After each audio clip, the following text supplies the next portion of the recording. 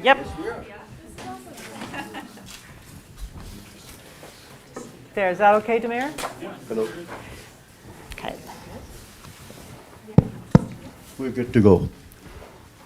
Well, welcome to our presentation today. It's my pleasure to introduce Karen Thomas, who I've known as well, and she's based at Selkirk Mental Health Centre in Selkirk. And just by way of introduction of our speaker, she has a master's in social work from Dalhousie University, and she has worked in the rehabilitation for people in this field for past 30 years. And she specialized in working with survivors of ABI, both in the public and private sectors. All I can say is that in the time that I've known Karen, I can only characterize as someone being dedicated, committed, passionate, hardworking, and all the superlative adjectives that you can find, they apply to our speaker. With that, I present Karen Thomas.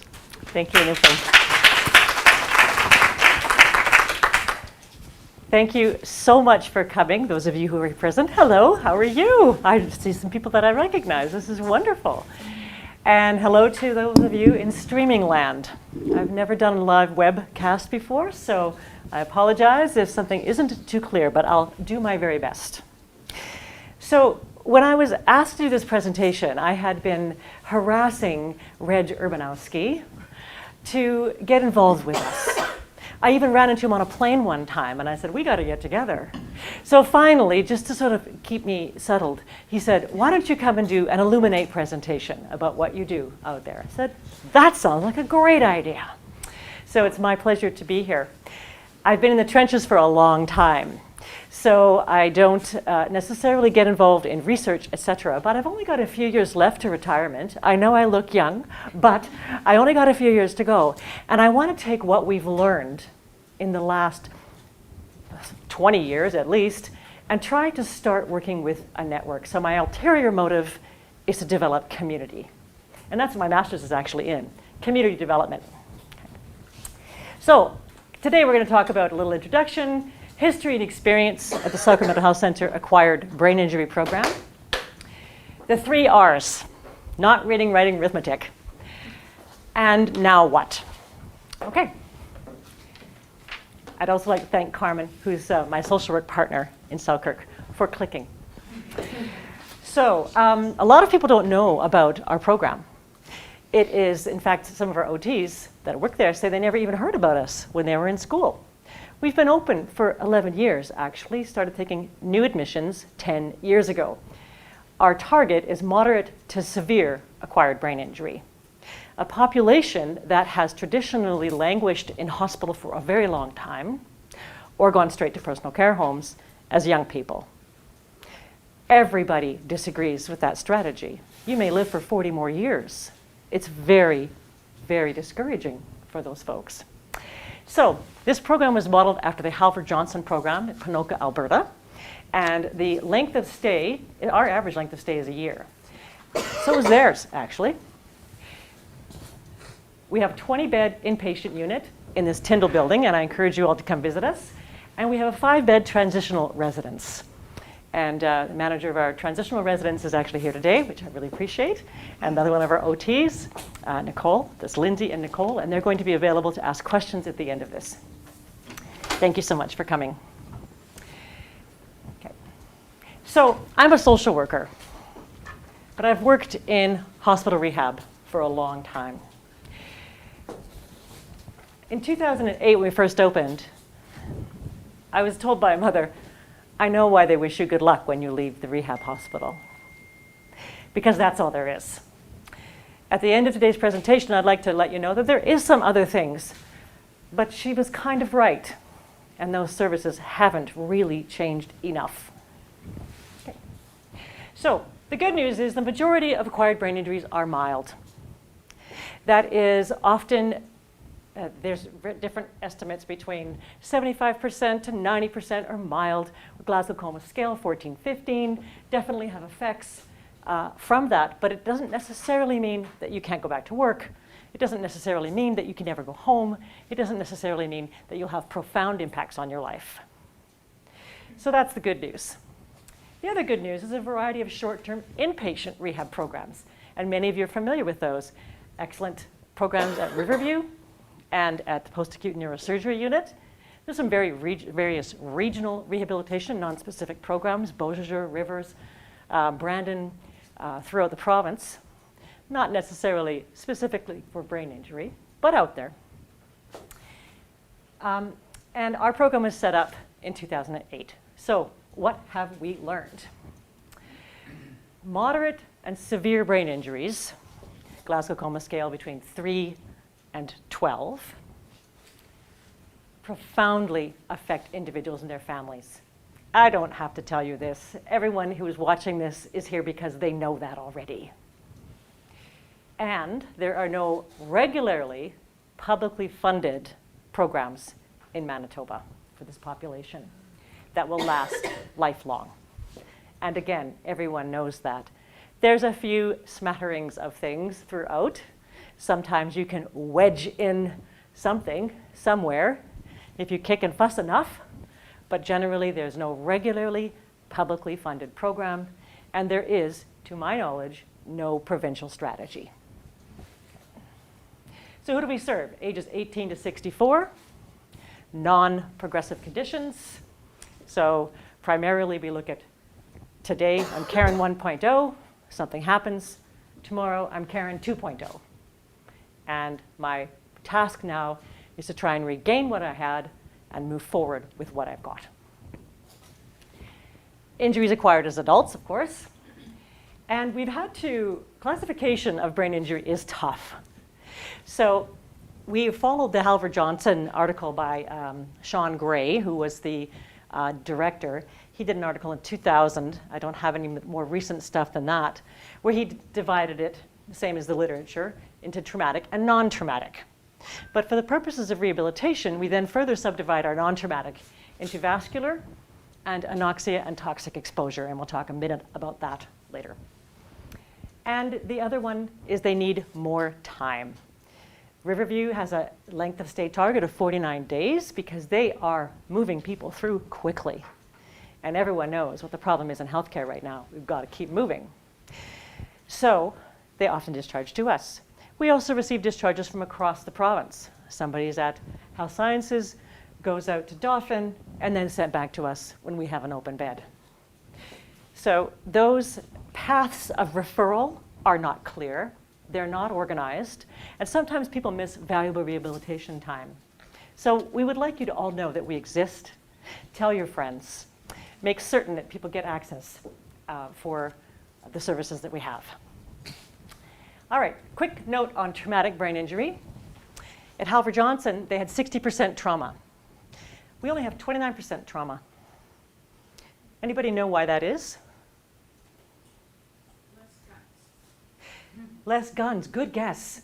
No, it's called Manitoba Public Insurance. 2/3 of all moderate to severe brain injuries occur as a result of a car accident. 2/3. Here in Manitoba, we have a marvelous personal injury protection plan. And you don't hear people singing the praises of NTBI, but I sure do. And they also have a catastrophic injury coverage. And folks here from March of Dimes from Ontario, it's very different in Ontario, isn't it? They're nodding their heads. Private car insurance is tough. I worked 7 years in the private insurance industry, doing complex discharge from hospital with NPI, WCB, and sometimes home care, believe it or not. But nevertheless, it's a very different landscape. Lots of money is put into lawyers' fees. Lots of money is put into rehab people to do assessments. But then it's very hard to get things done. Here in Manitoba, they get things done right away. You can't sue, so the money doesn't go to the lawyers. I'm sorry, lawyers. If there's any of you watching, I apologize. But it goes directly to rehab. That's the theory. So that's been wonderful. So if you can get rehabilitation, OT, PT, speech in your own home, or would you like to come to us for a year? Where would you go? Your own home, because we all know that the best place to do rehab is in a familiar environment. So if you can do it, do it. We've only had, I think, 8 or 9 MPI survivors through our program of 122 who've been discharged in the last 10 years. That doesn't sound like very many, because it isn't, because I'm sure there's lots more out there. Okay, so that's the primary one, but we see a lot of assaults and lots of unknowns. Fell down the stairs, assaulted, we're not sure. We see victims of crime stuff. We've seen prison assaults. We've seen gunshot wounds. Those are sort of the really aggressive ones. We've also just seen the plain old fell out of a tree kind of thing. We've seen lightning strike. So 29% of our folks, we have lots of good experience with that. And of course, some sports injuries, and those are very serious ones. Football, snowboarding, things like that. Okay. So NTBI is a bit of a surprise. We expected to have it similar to Halver-Johnson when we opened. Not a chance because of MPI, and so glad for it. But what we do have is a lot of young stroke. Interestingly enough, anyone of Filipino descent needs to spread the message. The Filipino community has a much higher rate of stroke than their population would indicate. First Nations also have a higher rate of stroke. But the biggest referral source we get are 50-year-old men, often had been drinking alcohol issues, often divorced, separated. It's surprising that the demographic is so big, 45, 50, 55-year-old. And there's lots of to be said around just how our society moves along when we're growing older. But the younger and younger strokes are a huge growth area we did not expect. So the other area that has been a surprise has been the non-traumatic brain injury due to other causes, primarily anoxia. Now anoxia, I guess I'm probably preaching to the choir, you all know, 4 to 6 minutes it takes for brain death, cell death in the brain without oxygen. Young people can last longer than old people. If I was down for 10 minutes, I'm not coming back. But we've seen many young people who've had, as a result of a drug misadventure or a purposeful overdose or attempted suicide, strangulation, or sometimes attack where they have bled out, and there's many reasons to have anoxia. And vasculitis, cocaine-induced vasculitis. These injuries are very different than the traumas. They tend to have much more flat affect, tend to be very slow to recover, and yet they do make gains over a long period of time. There's some pretty exciting stuff out there. We'd love to have more research on it. Okay, so I presented to my team yesterday. They said, everyone will want to know, well, what does this really look like? Who is our population? I have this fancy slide up here with a lot of stuff stuffed in here. But primarily folks who come to us in a nutshell are folks who a hospital could not safely discharge. That's it. Because of requirement of supervision, where if they left the hospital, they would be lost and not find their way back. Maybe they cannot walk and talk, and their family cannot manage their care. Maybe they have difficulty with behaviors, social relations. Anything your brain does can be damaged, of course. So that means brain injury is so varied, and one of the difficulties in designing services for it is that so many things can go wrong. But with, of course, neuroplasticity being really sort of the catchword of the last 20 years, we're all still very hopeful that we continue to make gains. And we do. So I'm going to talk about that, which I suspect is why you're here. Okay, so I'm a social worker. Rehab people talk about rehab, talk about getting better. They talk about this. And then they get to the point where, well, we're done. You can discharge now. And I'm like, okay, have you got a room in your basement? You know, maybe they can come live with you. And I'm like, ha, ha, ha, ha. Well, that's not so funny, is it? If it's you, where am I going to go? I can't walk, my house is not accessible. I can't afford to get it renovated. Maybe my husband will be with me, maybe he won't be. Maybe I'm young and I have no insurance, I have no money. If I was hurt in a car accident, say, hey, that's awesome. I always say to my husband, look, if I fall off the roof today when we're shingling, quick, smash up the car and put me in it. Don't make it worse. I mean, smash up the car first, then put me in it and put a claim into NPI, please. Or tell them I was working. Maybe I'd get WCB, because that's all there is in Manitoba for those kinds of services that people desperately, desperately need. So that's the first part. I want to get better. But most of our folks don't get better. They have a new life, and that's a huge change. The secondary effects are far more profound than the primary effects. The fact that I can't use my hand is bad. The fact that I can't walk is bad. But it's much worse that I can't go home. It's much worse that I've lost my job and I may have a very limited income. It's much worse that I'm angry all the time or I'm aggressive. It's much worse that my family is burdened with my care. And those are the things our patients worry about and their families. Of course, they always say, I want to walk. Of course they do. And that's very handy to walk. It makes life a lot easier, doesn't it? But these are the issues that I like to talk about, because when rehab is done, what now? Okay, so I'm going to give you a little bit of data. Reg said don't do too much data, so I tried to consolidate it, but I'm a bit of a data hound. So what time are we at here? Okay. I've got this all timed out. You know, I don't want to waste anybody's time here, so I want you to have opportunity to talk to our OTs.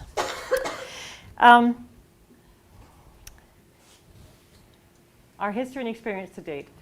We have 10 inpatients bed opened in 2008. They were mainly for grandfathered folks, people who'd been in our center for average length of stay of 12 years. In the good old days, when if somebody had a severe brain injury, they didn't know what to do, they would send them to Selkirk and use mental health care, what we knew at the time to be the best thing we could do, and generally with pretty disastrous results, in spite of good intentions. In January 2009, we started taking new admissions, and we opened up our 5-bed transitional residence, which is really a jewel in our program. And 2010, we opened 10 more inpatient beds. So where are we now? We've had 145 new admissions since 2009. We've served a total of 158 people, and what we've gained is a lot of experience. Average length of stay for new admissions is 1 year. Imagine that, which is similar to Halver Johnson. It's not because they're necessarily better. Sometimes they stay longer because there's no place to go. That is a reality we deal with. Okay. So where are they from? Lots of people say, oh, everybody goes in these programs and they go straight to Winnipeg, but that has not been our experience. We are a provincial program. About 50% of our folks come from non-Winnipeg sites. Where do they go after they leave? This is a fancy data. I don't want to spend too much time on it. But yes, lots go back to Winnipeg. But only, actually, in real numbers, 69 go to Winnipeg.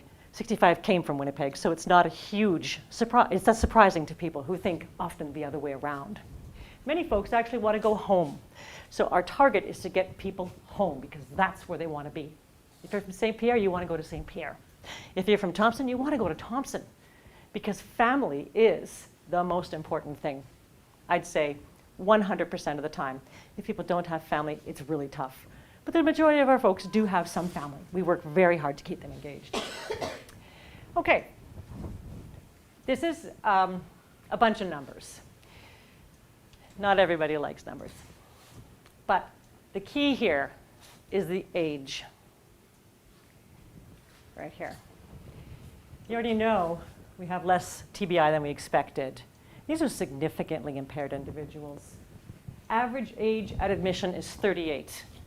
They may live for 30 more years. That's the average age. We've had young as 18. Can't just send them to a nursing home or a personal care home at that age. In fact, if we do to Winnipeg, they won't even accept the referral because they can't. Some of the rural areas are a little bit different. They have more flexibility because that's the community, that's where their families live. But generally, personal care homes have taken the brunt of discharges for moderate to severe brain injury for a long time. And they do their very best, but they were not designed for a young population. Everybody knows that. It takes a long time for them to leave. Anybody know why? Anybody guess? It's a quiet group. Behavior, lack of resources. They didn't have a house maybe. They didn't have a place to live before. And their parents may be too old to care for them. If you're very young, you go home and live with your parents until that breaks down, or your parents pass away, or are not able to care for you. But our population, that is more rare because parents cannot take these individuals on. They just cannot do it physically. So about 1.5 years it takes. And where do they go? I'll do that in a minute. The other thing of note is we have far more vascular injuries than we expected. We're very excited to hear that stroke is starting to really ramp up, and the announcement about the stroke unit. I know it's not a rehab unit, but necessarily it's going to develop a network of services for stroke that might take a little bit of relief for young people having strokes. But a lower length of stay because they have insurance, because they had a house. Often they have a spouse, they have a place to go to, and if they're older, they can access the services for older Manitobans. Assisted living, 55 plus, those kinds of things. It's much easier. And they tend not to have kind of the aggressive behaviors that sometimes we see in TBI. A little more cognitively aware. And the NTBI other 35, and this is the area that we're most concerned about. Prevention, prevention, prevention. The meth crisis, the cocaine-induced vasculitis. This population suffers, and it's almost all male. Well, most of our program, I didn't even actually talk about gender, but the vast majority are male. So any effort to try and prevent brain injury from overdose needs to be really, really well funded and well thought out, because these guys suffer terribly. So, and they take about 1 year to get out. So where do they go? Let's carry on. A note on the 3 R's of our program. It was a tagline on our letterhead for a long time for Selkirk Mental Health Centre. And our ABI program really glommed onto it. Recovery, rehabilitation, and reintegration. Rehab is only a moment in a person's life. Reintegration is the rest of their lives. We spend a lot of money on rehab. We spend a lot of money on medical care. And our system spends very little on reintegration. And yet, as I noted before, that is the one that people are the most concerned about. Healthcare doesn't have a lot of control over that. It doesn't control who the individual is, does not control their family, cannot control what the community can or cannot provide. Healthcare has made some attempts at providing services for longer term, but it's always very unstably funded because there is no legislation requiring any reintegration. Unlike community living, people who are injured or intellectually disabled before the age of 18 and have an IQ of less than 70, there is stable funding sources. If you're unlucky enough to be injured at the age of 18 and 1 day, even if your IQ is less than 70, even if you have the same function as a person with intellectual disability, there is no service except for health care, which means personal care home, home care, and hospital.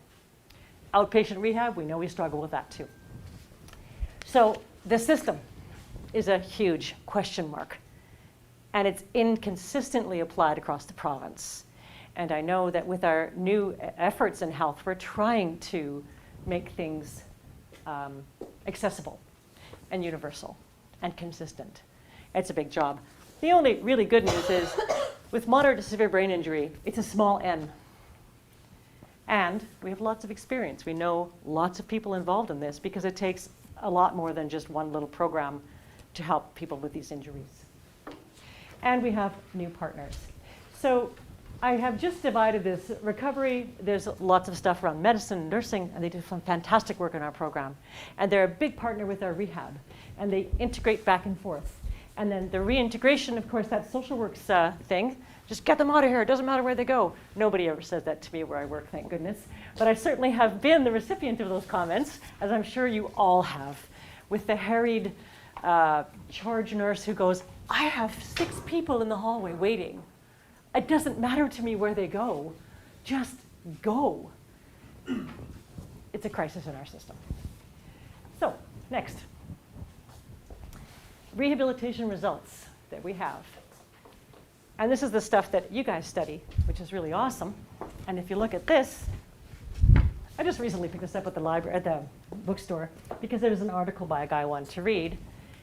And you know how much of this book is dedicated to reintegration? 6 pages. Not kidding. I've researched all the articles on reintegration for community, and they all say the same thing that I'm saying. We wring our hands. Isn't it terrible? Isn't it terrible? They need supports. Family needs supports. The good news is we've got some plans. So rehab, we get really excited about all these things that we're able to do. Still doesn't get them out. Doesn't get them home. Next. When medical rehabilitation ends, which is really the topic of this conversation, family members dread the term rehabilitation plateau. They dread it. You guys know that term, right? It doesn't mean that the individual will never make any more gains for the rest of their lives. We know that now. It used to be thought that once it was done, but we know that's not the case. It may mean that some funding and programs will be ended. So what's next? Okay. So let's look at real evidence. Where do people actually go from our program? This is a really complicated chart, and I'll tease it out a little bit more. Got a couple minutes left. 51% go home with family, 51 people go home with family, 37 go home independent. And they go, if a person's doing a regular discharge from a regular hospital, that's terrific, that's exactly right.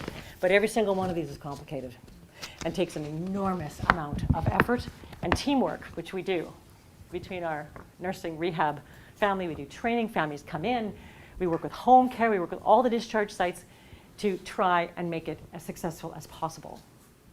We've only ever had one person from community come back, and all the ones we've sent out, believe it or not, which we're quite proud of. But I hear from those folks all the time. The other ones go through a smattering of various, as you can see, 1, 2 ends of very, very low ends. So every single one of these takes an enormous amount of effort to go. And of all of these, I would say probably 75% previously would have gone to a PCH. So we were also very proud of that. But there are some issues. Okay. So when we talk about housing, people say, oh, crisis ABI, it's all about housing. Well, it's not really about housing. It's about life. It's about the supports that you have. It's about your family. It's about your job. It's about income. But I can't really report on that. That's too much research. I do not have the capacity to look at each case and design exactly where the problems are. So we take a shortcut and we look at where'd they go. So we're going to do that. So if we look at the number of 122 discharges over 10 years, 33 go to the same home, 12 go to the same home with major renovations, sometimes 30,000, sometimes 100,000. 77 go to a completely different home. Now, if I was injured tomorrow and someone said, Karen, you're not going home again, the consequence of that, you're going to have some major grief to deal with. And so we see a lot of that in our program, as well as other people see in their program. Earlier on, there's still lots of hope that I'm going to be who I was. But once they come to us, they know they're not going to be who they were. And we have to start the second chance routine. You have to start, what are you going to do with your life now? Okay, so just to drill down this a bit, the people who go to the same home as where they came from, the family is the main support. Most often, a spouse or a parent. Most often. Usually, no services. We've even had some leave AMA because they're in the program. They go, I don't want to be here, and they leave. That's only happened 3 or 4 times in 10 years, which speaks to the integrity of that, of who comes and the services they need and what their options are. We often hear from them after discharge. Wow, I misspelled that. Well, I hear from them. I'm the social worker. Carmen, over there on the, who's doing the clicking, she's the social worker in our program.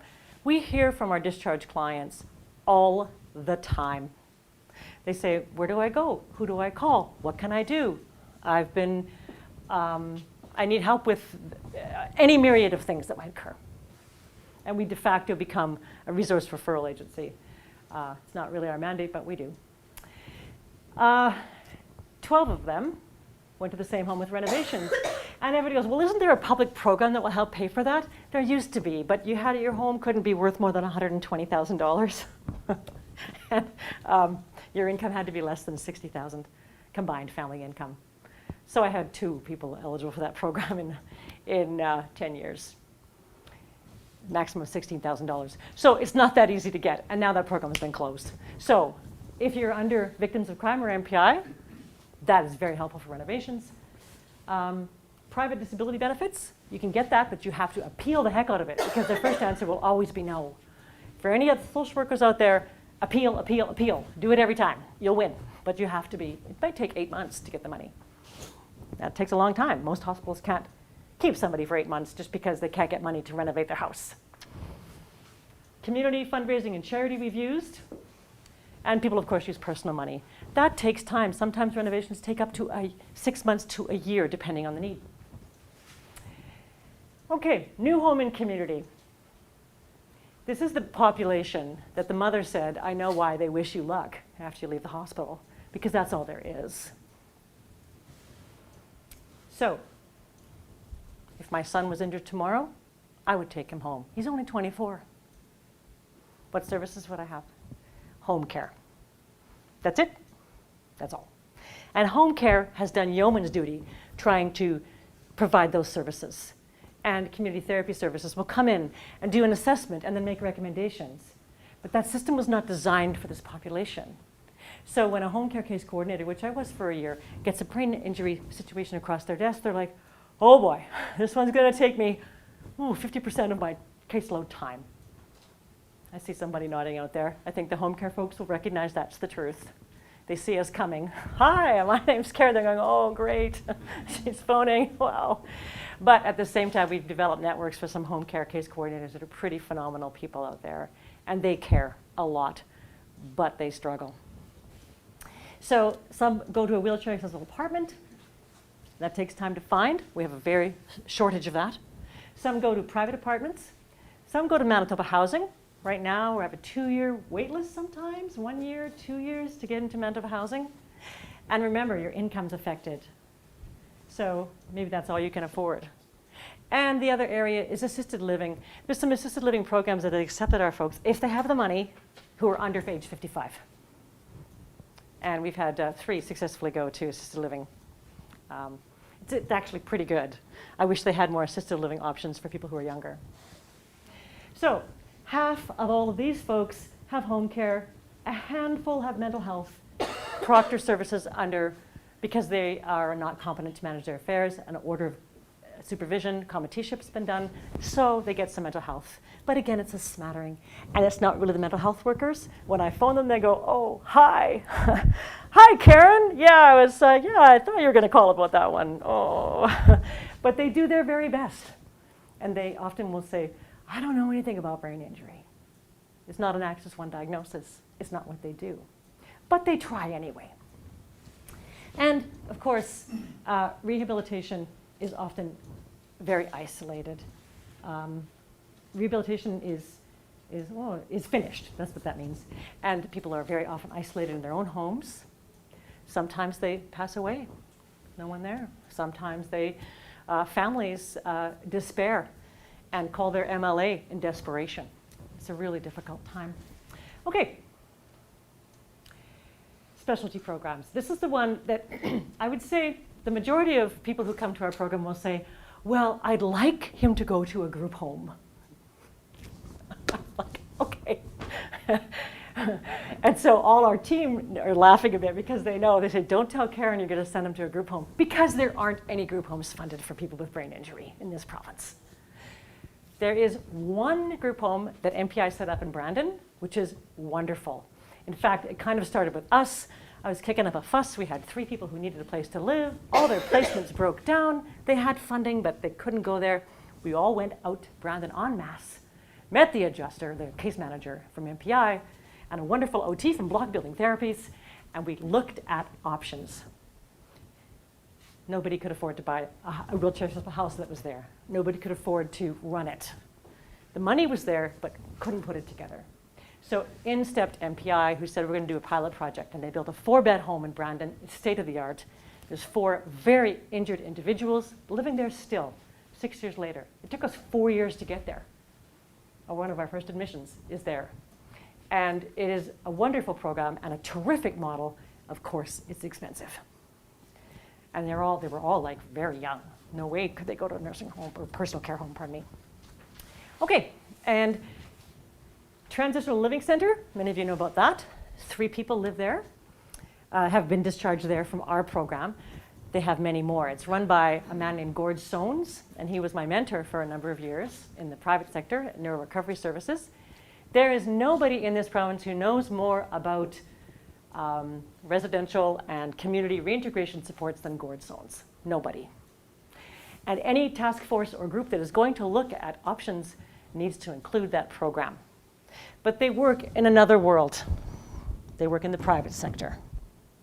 So they'll get their money from MPI, workers' compensation, and WRHA special contracts, which I know was set up by a wonderful woman, Sandy Lowen, a number of years ago. But it's not officially a health program. It's mainly to help people get out of the hospital. And TLC has done some wonderful work there. It's really a terrific model. Mental health residential care. Thompson ABI program. They have a 5-bed transitional residence like us. We've only had 2 people go there because of the location. And they transition out of there.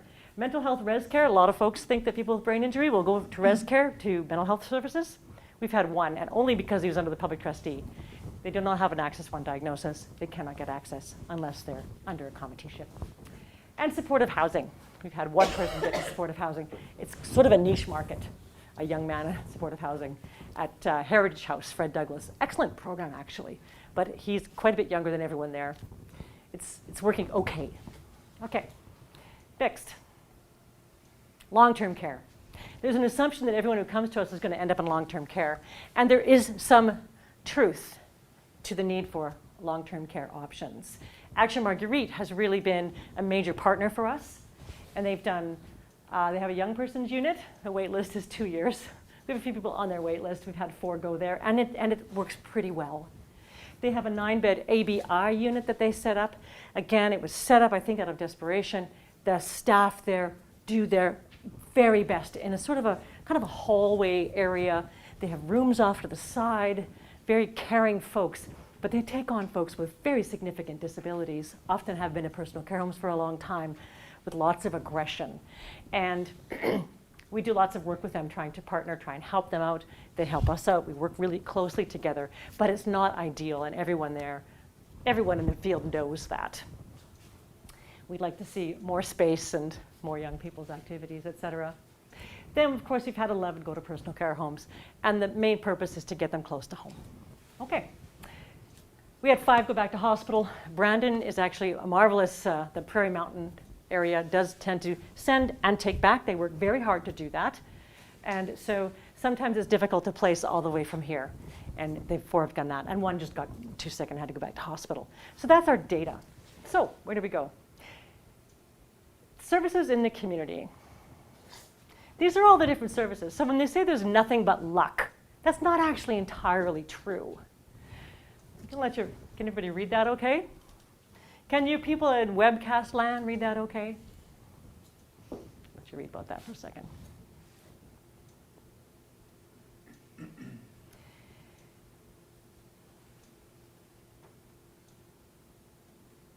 I think we all know this.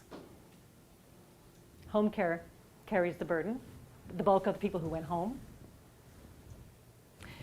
The problems that were listed at the beginning, the integration problems, down at the bottom, there's almost nothing. There's not a lot of counseling. There's not really OTPT speech services. There's Deer Lodge has their program, and sometimes you can get outpatient OTPT, but it's not a universal access. It certainly isn't something that people, when they leave hospital, expect. They always go, "You mean there's no public physio?" "Oh, I'm sorry." "What? You mean there's no?" "I'm sorry." "Can't they go to a group?" "Sorry. But you can live with one of our doctors. It's okay, it's okay. He's opened up his home." Our doctor always says, Dr. Pasfallon always says he's going to win the lottery and build a home for everybody because he is also distressed about the lack of community options. Quick note on support groups. I want to mention those in particular. Manitoba Brain Association has been at this for a long time. Gladys Harabi is the executive director, was planning on coming today. She couldn't make it. She just texted me before this presentation. And they provide support groups to people who've survived brain injury, but most of our folks can't get there. They don't have the transportation. They may need someone to go with them. And Also, they don't have a lot of funding for robust programs. They end up as de facto advocates, and they do their very best. The Historic Recovery Association, we've taken our folks to that when we had transportation on a regular basis. And when they moved to Winnipeg, they may join their programs. They've been a very good partner. But again, very limited funding, not a provincial focus, and they struggle to keep afloat, like all nonprofits do. And we'd like to make a special mention to March and Dimes. This is a NUPM. Can you see the NUPM here? Yeah. And he's our newest addition to the group of nonprofit community organizations. And so they run an aphasia camp. We've had people go to that once a year. And they're looking at a whole bunch of other programs and services that they're trying to generate. But again, it's a silo. So the next one. So this is the Manitoba landscape. Did you know that nobody actually keeps stats on brain injury in this province? Not consistently. Some use the DSM, some use the ICD-10. Coding is always a challenge.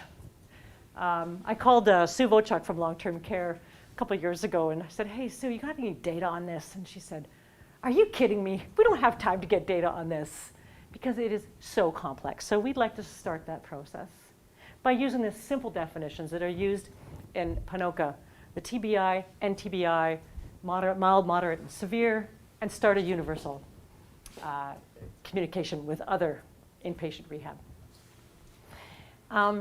There is no plan. And there's a whole bunch of initials down here at the bottom. It's not something I can go into great detail because we're going to run out of time. But finances is a huge issue. Personal income as well as the cost of care. Many of our folks depend on employment income assistance. If they're 65, they may have retirement benefits. CTV disability, maybe you get $700 a month. What's that going to get you? It's going to get you a bump up to the EIA so that EIA will be able to have to pay for other things as well. So EIA is a big partner here. And private and compensation schemes. We have a lot of public partners for discharge, but again, they're sort of all over the map. I had the privilege of serving on the Saint Amant board for 4 years, and those guys know reintegration. They could write a book on reintegration, how to make life work for you after having disability. But they could only take people who were injured before the age of 18 with an IQ of less than 70. Hopefully someday they'll be able to provide community-based services for people with brain injury. Of course, private partners for discharge. When I worked in the private sector for a number of years, get to know all those folks, they don't even know the public people. The silos are so separate, it's like a different planet. I did a presentation one time on, it's like a wormhole. You go from the private world, wormhole, into the public world. So I've been slipping back and forth between this wormhole for 20 years. And I tell you, there's benefits from both sides and lots of experience. And then, of course, community nonprofits, which again, it's not coordinated. Well-intentioned, wonderful programs. But again, we don't talk. Okay, next one. So what are we going to do about it? So I have a proposal here that I've been harassing the NUPM and Reg and Gladys Raby. And I've taken a course at the Centre for Healthcare Innovation, which is a marvelous course. I highly recommend it. And the new catchphrase is patient engagement. And there is a reason for that. We can set up all the programs we like, but if it's not relevant to the individuals who need it, it's not going to work. So we've written a proposal, along with Dr. Stamberg, to develop a patient participation engagement program to develop priorities for workshop series to be held 2020 to 2022. This was a kernel of an idea that Reg and NUPM and our program came up with 2 years ago. We really haven't had time to do it. At the Centre for Healthcare Innovation, they have this program trying to encourage patient engagement at the beginning levels. So we're going to be having a committee of 16, 8 caregivers, 8 survivors, working together to identify what are the most important issues they see. Because I think I know, but I really don't. Invite the appropriate stakeholders to a series of workshops and develop opportunities for Manitoba research into best practices. We do not have Manitoba research. Ontario, Saskatchewan, Alberta, and BC all have some loose associations of brain injury services, correct? Yeah. We have some March of Dimes representatives from Sudbury and Ottawa here today, so I'm really pleased you're here. And you can give Anupam and all the rest of us lots of feedback on that. We have a long history with Ontario Brain Injury Association, which is, quite sophisticated in their abilities to do resource development and research and organization and networking and conferences. We have not got there. Saskatchewan has a partnered program with Saskatchewan Government Insurance that they did a number of years ago. MPI is not interested in that model, but it works really well there. Alberta has a series of things integrated into their health system, and BC has something else completely. They're all different.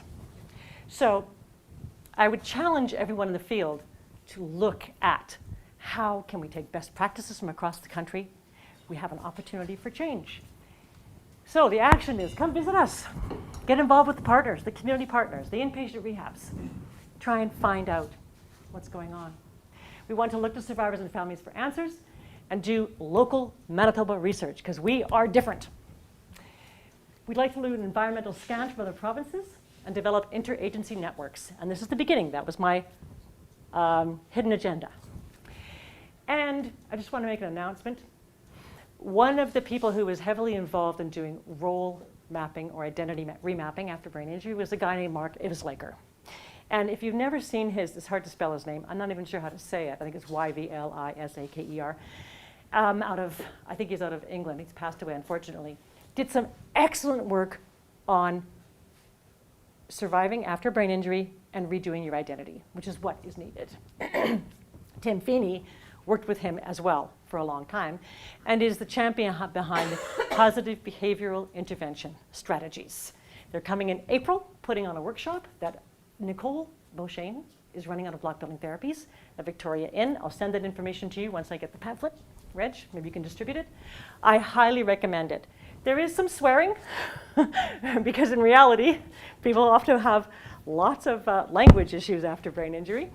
So anybody who's got a faint of heart of that, you may want to think twice, but he really knows his stuff. He's out of New York. Okay, so we want to move past our luck. So the next part is a discussion. These are the takeaways. Moderate to severe brain injury causes disabling conditions lifelong, but they're not sick.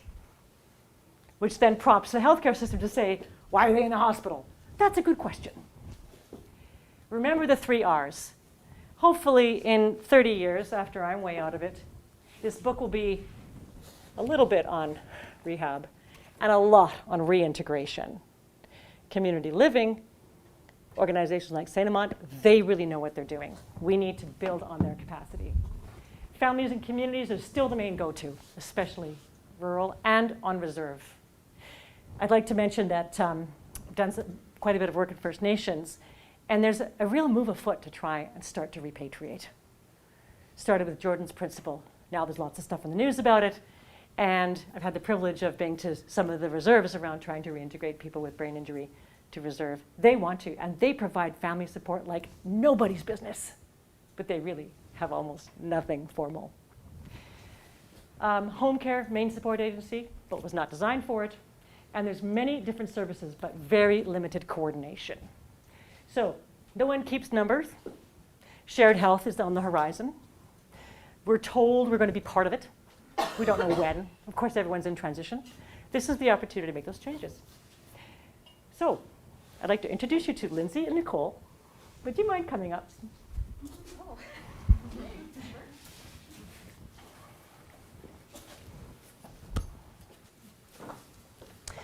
Lindsay Pettinger, Hi. occupational therapist in our program. Yep. And she worked at our transitional residence, 5-bed unit, helping people with brain injury discharge. And Nicole Verkine, occupational therapist.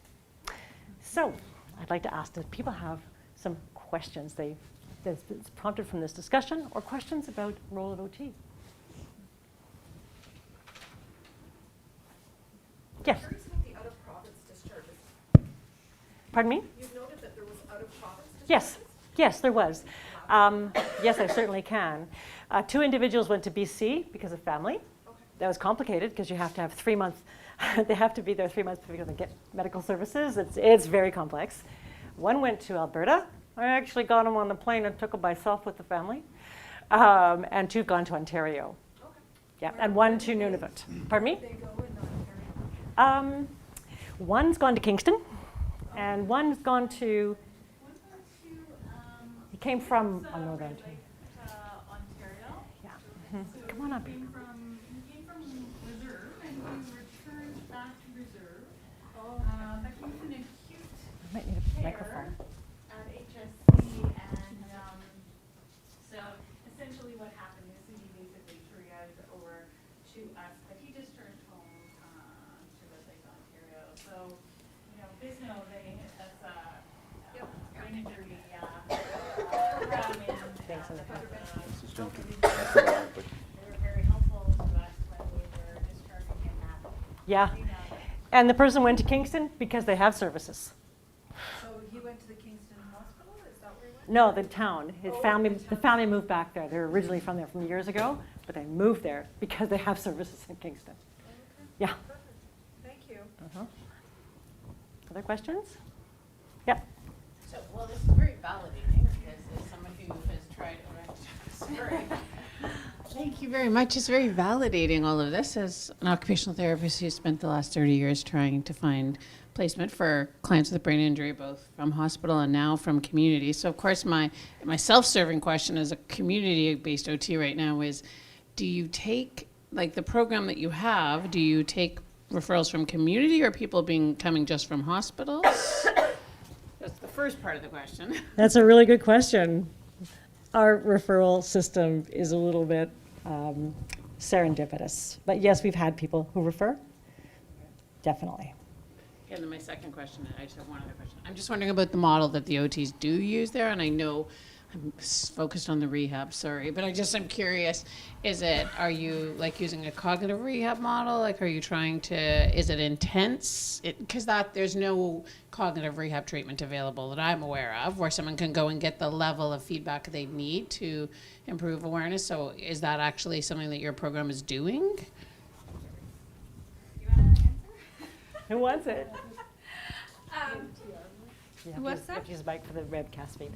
I mean, yes, we do provide cognitive rehab. I guess, we do some groups and some things like that, but I guess it depends on the individual and kind of what their personal goals are and also what their current functioning is. And because it's hard to kind of have like a kind of same model for everyone because they're so different and like, I don't know, do you want to, like brain injury, everyone is so different. And we've got people who are very severe, and then, I mean, they're all moderate to severe, but, even their functioning still looks different. I don't know, do you want to expand on that? I don't know. I think that's most of it. But a big part again is what we talked about, like creating that new role, that new identity. So we'll work a little bit on the cognitive stuff. If that's not making big changes, then now what? Can they try something new? How do we modify the task? Can we adapt things and put the right supports in place so people are, as functional as they can be, have the best quality of life that they can? And that's kind of what moves on into this reintegration piece too, right? Now what? And how do we shift the focus more from rehab to where are you going to go? What are you going to do? What is meaningful? Those types of things too. So it's a combination of all kinds of different things and very much like individualized. Yeah. Yeah. Yeah. Yeah, we don't have enough rehabilitation staff to do a lot of one-to-one therapy. But one thing that we do that is really important and what we're very proud of is we lead with compassion. And a lot of our activities there are about engaging patients. And just to give you an example of some of the roles that people have left with, one fellow is now the dog park guy. He goes to the dog park every day with a worker and he greets dogs. He's needed love all his life. And he's got it. He's well known. It's pretty neat, actually. We have another fellow who became an assistant coach in a football program. Very injured, but he has worked super hard to get there. And he is known for helping preventing brain injuries. We have folks who became a cribbage tournament champion at the local Legion. And now he comes back once a week in our program to volunteer to play cribbage with our patients. Everybody's got different roles that they try and try on. But the cognitive rehab is a gap. There's a question there. Ah, thank you. Thank you for this. I appreciate particularly the comment about the need for data. And I wondered, this is a big, broader question, and this was just published in the Lancet last week, but it was a study coming out of UBC of 6 high-income countries that found that 50% of the homeless population have had a traumatic brain injury in Not particular, and a quarter of those had experienced moderate or severe injury. So, like, I can see how we might need to think about this in a local tracking, but also in big data, because that's pretty notable, right? In terms of where people are going first, but like some of them remain precariously housed, some people end up in jails, et cetera. So I think there's a lot of big questions to open up here around And nobody reintegration. tracks. Yeah. You're completely right. Nobody tracks it. And that is not surprising to us at all. Okay. And we've certainly seen lots of justice system involvement previous. And the thing about us, people are so severely injured, they become a different person when they're with us. We've had people who've been diagnosed with narcissistic personality disorder, oppositional defiance disorder, done jail time, was in a gang. And I had to do a forensic review on the file one time. I went, that's not the right guy. I've got the wrong file. This guy's the nicest guy you ever meet. He makes friends with everybody wherever he goes. So it's not all doom and gloom. People re-identify who they are. Come visit us. We run a Thanksgiving and an Easter dinner. These guys stay before every long weekend, and the patients and the staff make the meals. The patients make the meals with the staff, invite their families, and have a huge dinner the night before a long weekend. We did it during the last storm. Now, what kind of a place is that? There's a question over there. There's a question over there. Ruth had a question. Ruth? Go ahead first. Whoever was there somebody else? Hello, Ruth. Hi. I didn't have a question. Oh, you didn't? Sorry. I think we went to high school together. We did. This happens all the time. I know. I know these guys are laughing because I work with a lot of people whose kids I know went to school with their mothers. It's the weirdest thing. Anyway. I'm just really curious about the model of service. Yeah. So you have regulated healthcare professionals. Yeah. And so, are there support workers? Are there rehab workers? Like, what's the service look like? So the regulated healthcare professionals, they come up with the strategies, and do the support workers implement them? Or is there, an allocated number of hours specific for rehabilitation? What's that, how do you design that? What's that look like? Darn good question. We live in a mental health hospital. We have psych nurses, RNs, and psychiatric nursing assistants. Wow. It's not ideal. We love them, but it's not an An ideal expensive model. by the sounds of it. But these guys will talk about the rehab questions. Who wants to take it? What was the rehab question? Sorry. About how do you implement the model for rehab with AIDS and et cetera? Like, how do we do that? Oh, like, how do we determine when? Well, I was Sorry. just curious, like, who is actually delivering the service at the end of the day, and what's that look like? Okay. Like, how many hours of your time would one person get per day, per week? And do you, I wasn't sure if you had support workers, or some of these people, do they have like personal support workers? Yeah. Do they support in delivering the service?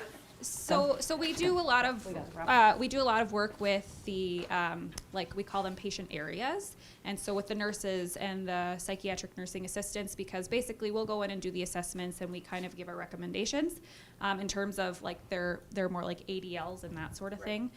We also have rehab assistants who we work very closely with, and so when we're doing our individual therapies with them or even group therapies, they're very well aware of kind of the patient's plans, and they can carry them out too. In terms of how often we see patients, ideally we would like to see every patient 1 hour a day for each discipline, OT, PT, SLP. Unfortunately, it doesn't quite work like that. We only have one physical therapist and one speech therapist for all 25 beds. So we would like to give patients a lot more than they realistically get. But, it depends on kind of what the patient's needs are too. I mean, if they're kind of active rehab, what we would say, then they're getting seen quite a bit more. If they're kind of waiting for placement, they've been at our center for 2 years, and we kind of just have to look at our caseload that way and see what the patient needs are. But do you have anything That makes sense. Yeah. Oh, sorry. Yeah, we have to wrap it up, but Yeah. side door rehab, that's our other thing. We do side door rehab. Come see us, we'll tell you about side door rehab. Oh, I just have one last question. So upon discharge, is there any kind of an outreach program where an Nothing. area people follow Nothing. Nothing. Well, on that note, That's where the family is right. Good luck. We have come to the end of our time, and I do want to thank Karen and her colleagues for coming here and giving us an overview of a presentation in an area that is that we need to work together. And this, you pointed out, there are sparks of good things happening. Many. And we'll work to make increase that cluster so that we can all do things that need to be done. Thank you so much. Thank you. Thank you, everyone.